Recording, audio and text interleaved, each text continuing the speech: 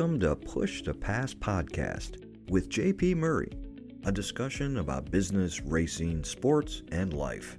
This podcast delivers insights on what makes businesses, teams, and people successful based on real-life business experiences. Following a career with America's largest associations, JP Murray founded the Murray Company, one of Washington, D.C.'s most successful consulting firms. The company was acquired successfully and enabled him to launch JP Murray Racing, a business development and sponsorship agency for auto racing teams. Here is JP.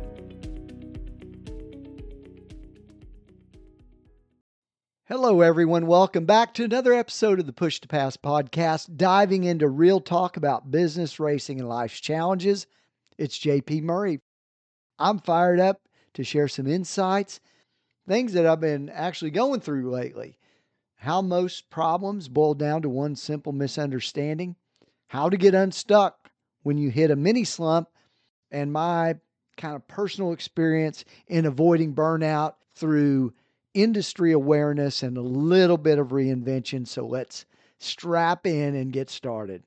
Segment number one, the root of most problems. I've discovered after decades in business, most problems. I'm talking about the majority of issues we face in business relationships, partnerships, sponsorships, leadership, managing your own team are rooted in one fundamental misunderstanding. It is not about complicated contracts or complex negotiation or incredibly nuanced projects. It's about this, something much more basic. Doing what you say you're going to do. I want to let that sink in. When I look back at relationships that soured or deals that fell apart, almost always traces back to this simple principle, even employee relationships. Most projects are not complicated. By this date, I'll deliver this presentation as an example. It's pretty simple. Let's look at that.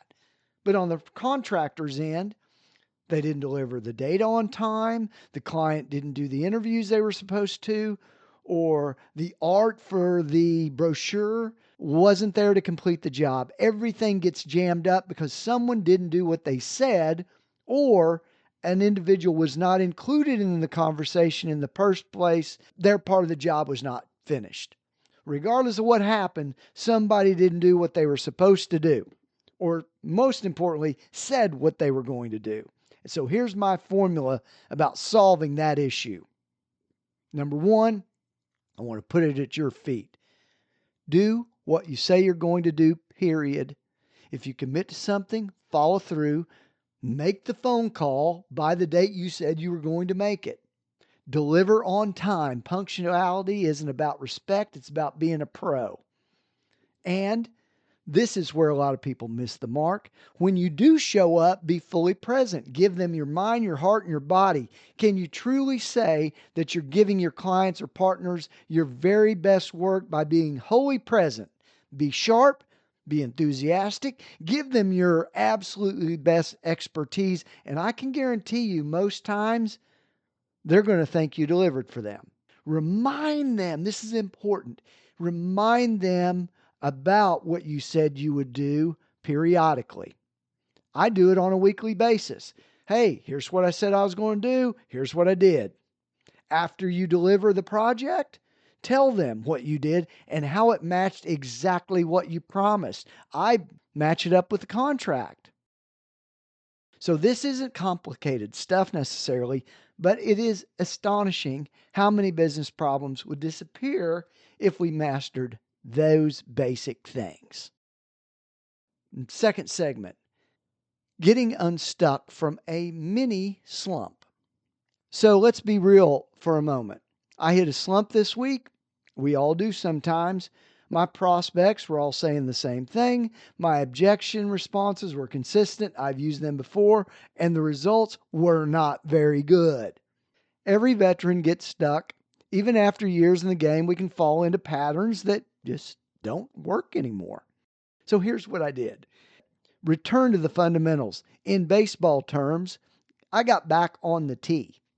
I took some online classes. I listened to some specialists in my field. I downloaded some PDFs from experts. I regrouped. I reread my notes from previous times that I've learned how to be the best in the business.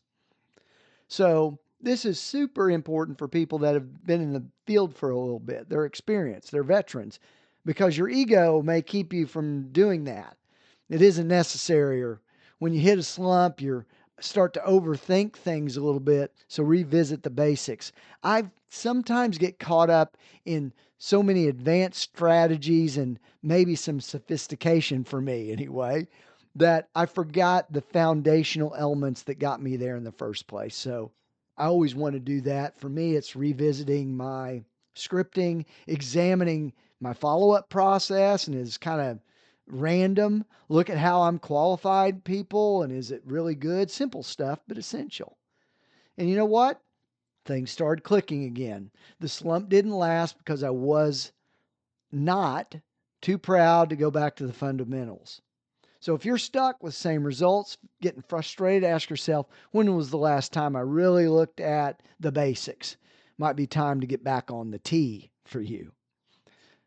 The next segment is about avoiding burnout through a kind of awareness and reinvention. Let's talk about something that affects almost everybody in high performance environments, and that is burnout, man. Particularly in racing sponsorships and that demanding business role, because I was learning a new space that takes time and more. So the burnout can be a threat. I learned this the hard way in my first racing season when I worked almost every single day without a break. Hey, I was hustling for sure, but man, headed for the wall. What saved me was I became more aware of the cadence for the industry. I'll share some specifics that might help. First, I started to take Monday as a day off. That's right. In an industry where weekends are often work days at the track and where things are measured the most, and I was at the racetrack, I need to recover on Mondays. This simple change was kind of revolutionary for me, probably basic to people that have been in the business for a while. But let me tell you, as a regular businessman, let's say, from Monday through Fridays, this was a very different thing. Second, I discovered that my prospects, oftentimes C-suites and CEOs, are more geared to talk about sponsorship kind of late in the day or even in the evening. Their regular job duties consume the morning hours, and frankly, they've got a lot of other things to do than to say yes or look at my sponsorship proposal. So, adjusting my outreach timing to match their availability made a big difference. And third, I learned to see every race as a business opportunity. I want to go to markets with passes and invites and serve as an ambassador. Some of these people that you invite convert directly, others provide referrals, but either way, I'm making the most of every event. And it kind of gives me new energy being around people. So this enabled me to keep my fandom alive. And honestly, I got into the business the first place because I love it. I want to make sure that racing for me was still a passionate energy play. I did not want to become the waiter in the restaurant who can no longer taste the food and is sick of it. Remember why you got into something in the first place. And my guess is because you wanted to be there. And always remember this too. The market always decides. Adapt to that industry's characteristics, regardless of your traditions. There you have it. The three themes that might just transform on how you approach business challenges. Remember, most problems stem from people not doing what they say they'll do. When you hit a slump, don't panic, but return to the fundamentals. Even the veterans need to revisit the basics. And finally, avoid burnout by finding a cadence that works for you, but also recognizes the patterns of the industry that you're in. I'd love to hear if those insights today landed for you. Until next time, this is JP Murray reminding you to join me next week on the Push to Pass podcast. And thanks for listening. Bye bye.